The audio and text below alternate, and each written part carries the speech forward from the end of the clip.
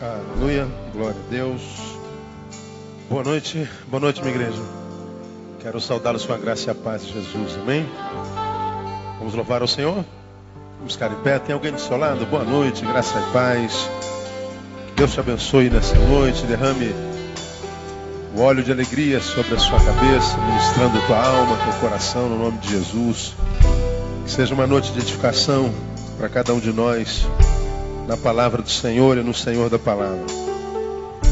A gente sempre começa com uma reflexãozinha que eu chamo de gotinha de sabedoria. E eu queria começar hoje levando-os a Provérbios capítulo 29. Provérbios capítulo 29.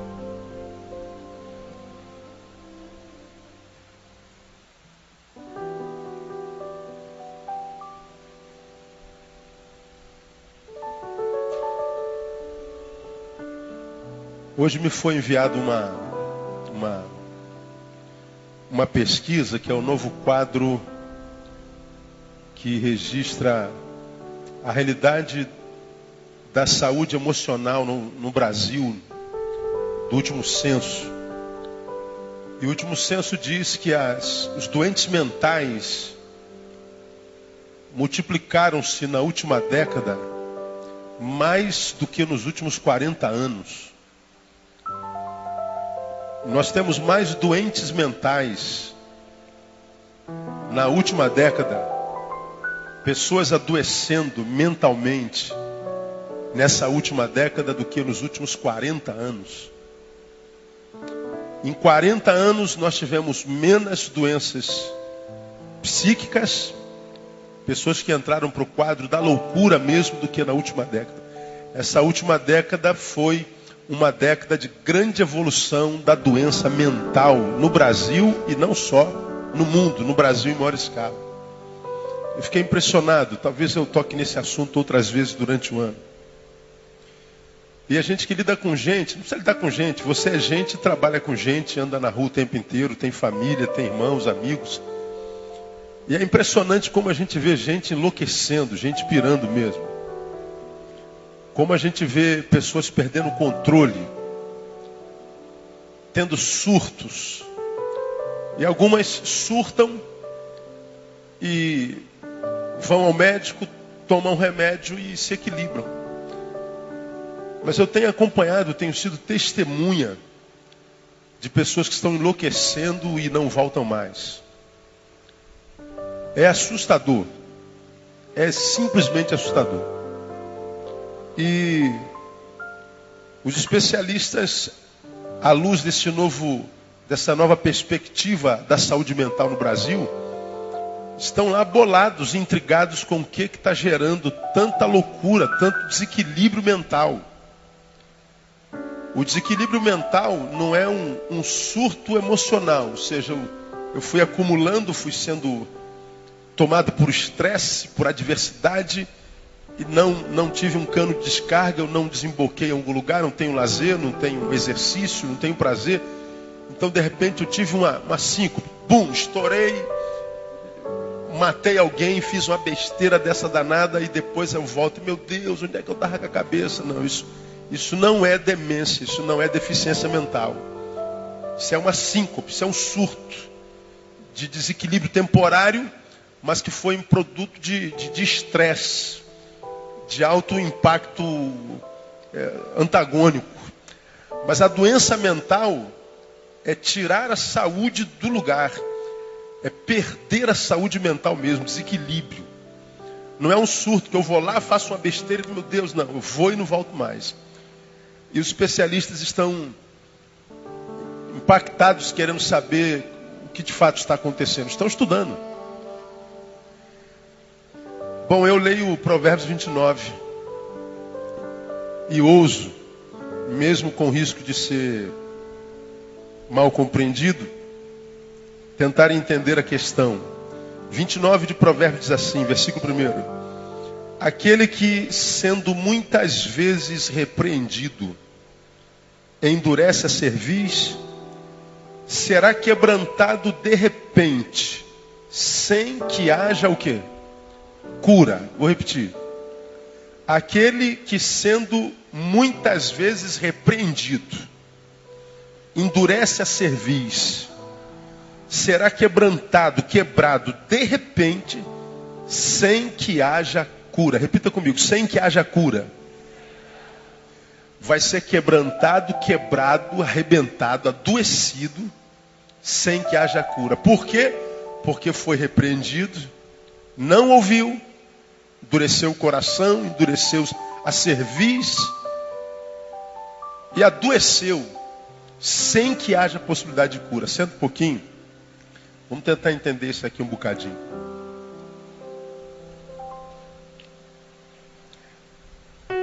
Temos médicos aqui, temos psiquiatras, temos psicanalistas, psicólogos, e a gente sabe que a pressão do meio pode adoecer sim. O estresse, ele minimiza nosso sistema imunológico, e nessa minimização do sistema imunológico, problemas emocionais nos acometem. Isso aí não precisa falar, que você já sabe muito bem. Agora, eu creio na Bíblia Sagrada e creio que a Bíblia é palavra de Deus. Você acredita nisso comigo? Amém ou não? Eu volto para a palavra. Eu sou profissional da área humana. A minha profissão é analista. Eu sou psicanalista.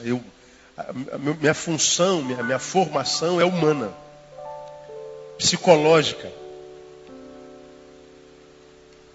Mas a Bíblia, ela tem palavra de Deus para todo tipo de problema, para todo tipo de realidade social, existencial, emocional, psíquica, que é de uma precisão tão grande que a gente fica intrigado de como pessoas podem duvidar que esse livro seja divino. Esse texto diz uma coisa interessante: aquele que sendo muitas vezes repreendido, ou seja, se está sendo repreendido, é porque está andando no erro. Está no erro, sabe que saiu da linha, está em desobediência, seja de Deus, seja do pai ou da mãe, seja da esposa, do marido, do filho. É o pai que diz: filho, esse caminho não é bom, isso não é legal. Marido, não faz isso, está errado. Esposa, não faz assim. A palavra de Deus condena o que você está fazendo, e você vai lá e administra exortação, você ministra exortação, você prega, você aconselha. Você faz isso 1, 2, 3, 10 vezes, e a pessoa diz: eu sou dono da minha vida, não se mete na minha vida, eu sei o que eu estou fazendo, vaza daqui. E ele endurece o coração, endurece a cara, endurece a cerviz. Ele tapa os ouvidos e diz: eu não quero saber de ninguém me dizendo que eu estou andando errado. Eu sei e vou continuar aqui porque eu fiz opção por isso. É um direito de cada um. Agora, o sábio está dizendo o seguinte: quem anda no erro e é advertido porque a priori tem amigo. Tem alguém que se importe, tem alguém que ama. E alguém que tem amigo, que é um bichinho em extinção no mundo. Alguém que tem alguém que lhe ama. Alguém que tem alguém que, porque ele ama, repreende do erro. E ele endurece o ouvido, o coração, a cara, a vida. Ele está dizendo assim: eu não valorizo amizade, eu não valorizo família, eu não valorizo Deus nem sua palavra. Eu não valorizo nada. Fui tomado por um egoísmo exacerbado e adoecido. É desse camarada que Deus está falando aqui. Ele está andando no erro, e se alguém chama atenção, a priori é porque ama. Agora, essa pessoa que endurece o coração, sobre todas as coisas está dizendo: eu abri mão do amor. Seu amor não me interessa, sua preocupação comigo, sua amizade, seu cuidado não vale mais nada para mim. Veja, não é só uma questão auditiva, é uma questão existencial. Ele está sendo repreendido, porque quando a gente não gosta de uma pessoa, a gente só repreende se estiver incomodando a gente. Agora, enquanto ele está fazendo as besteiras dele lá, o problema é dele, morra, não é verdade? Agora, quando ele vem tirar a nossa paz, a gente não repreende como quem ama, a gente repreende não porque ele está andando errado, mas porque ele está me incomodando. Portanto, a palavra de Deus aqui diz: quando você chegar a um ponto em que a tua cerviz, tua face, teu rosto, teu coração endureceram ao ponto de você não ouvir quem você ama, quem te considera, ou seja, ouvir quem é contigo, você está caminhando por um caminho sem volta. Você perdeu a capacidade auditiva, você se tornou um teimoso crônico, um doente existencial. E esse texto, portanto, além de falar de alguém que perdeu totalmente o senso de valoração, está falando de alguém que, portanto, perdeu a capacidade de audição a respeito do que eu falo muito aqui.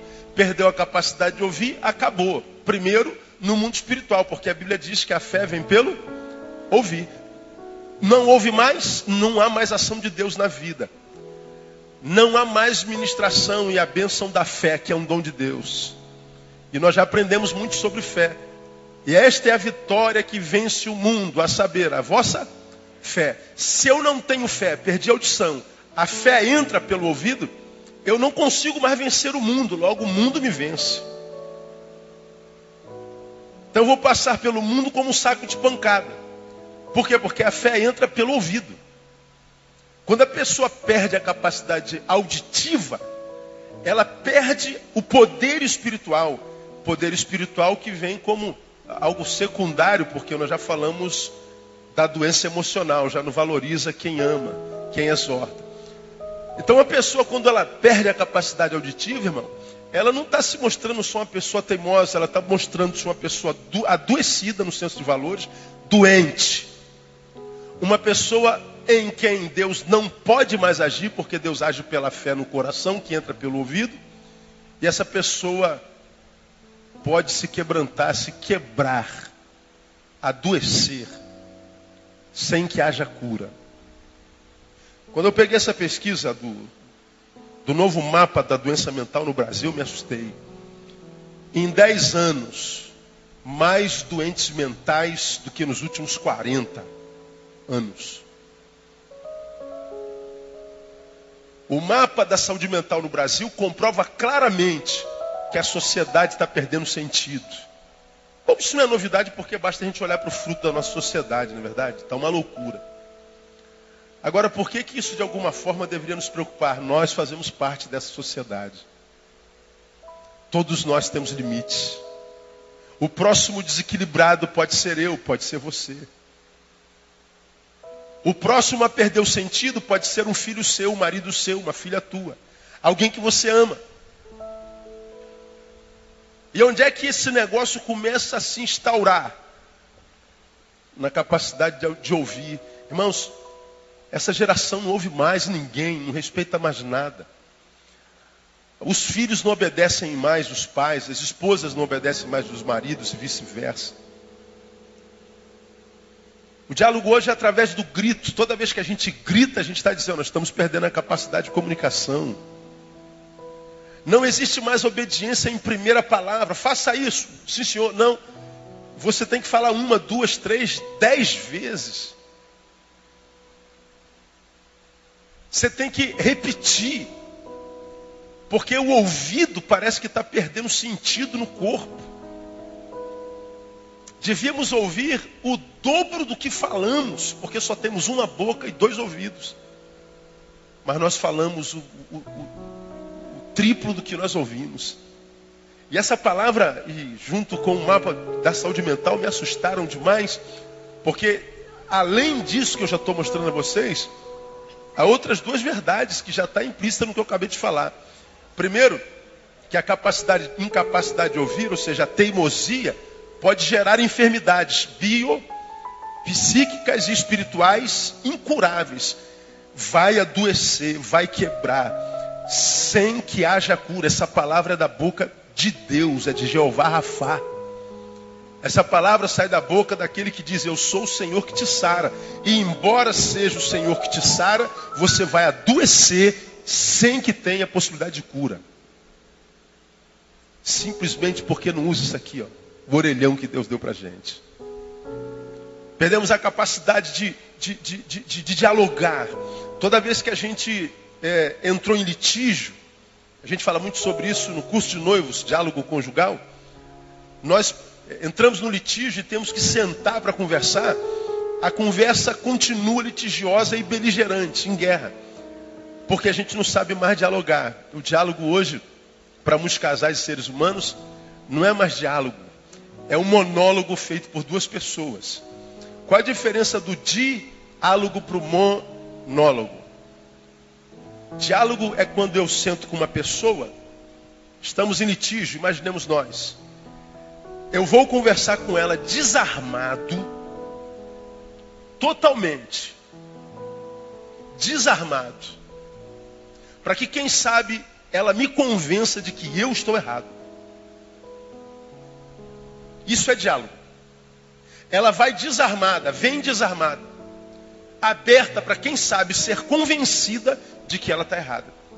Isso é diálogo. Agora, quando é um monólogo feito por duas pessoas, é quando a gente entra armado para convencê-la de que ela está errada. Portanto, eu não estou disposto a ouvir. Eu vim para te convencer. Eu vim para falar. Nada do que você fale mudará o que há em mim. Bom, ela vem da mesma forma. Eu venho armada para te convencer que você está errado. Então nós estamos ouvindo duas bocas, ouvindo a manifestação de duas bocas, mas nenhuma ação auditiva. E quando se encerra o diálogo, inicia-se a guerra. Toda guerra nada mais é do que a comprovação de que o diálogo terminou. Então, meu irmão, eu diria para você nessa noite, porque é o Senhor quem diz para você nessa noite: não menospreze a sua audição espiritual, existencial. Se você, à luz dessa palavra, se reconhece como alguém que não ouve, alguém teimoso ao extremo, alguém soberbo que acha que sabe tudo, que não consegue ouvir uma verdade contra você, de tocar na sua ferida e você vira logo um bicho.